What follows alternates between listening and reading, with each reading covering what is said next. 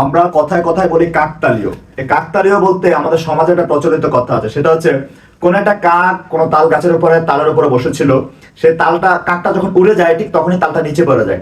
তো কোন এক ভদ্রলোক তাল গাছের নিচে ছিলেন, তিনি তালটা দেখলেন, পড়লেন, সেটা পেলেন এবং সাথে সাথে কাক আকাশ দিয়ে উড়ে যাচ্ছে। তখন তিনি সাথে সাথে ভাবলেন যে কাকটা উড়ে যাচ্ছে সেজন্য তালটা পড়ে গেছে, বা কাকটা তালের উপরে বসা ছিল সেজন্য কাকটা উড়ে যাওয়ার সময় তালটা পড়ে গেছে। এটা একটা প্রচলিত মিথ বা উপকথা।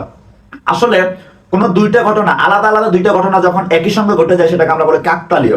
যেমন আমি কাউকে ভাবছি, আমি তাকে ভাবছি, সে জানে না আমি যে তাকে ভাবছি, হঠাৎ তার সঙ্গে আমার দেখা হলো, তখন আমরা বলি এই তোমাকে তো ভাবছি আমি, কাকতালীয় ভাবে দেখা হয়ে গেল।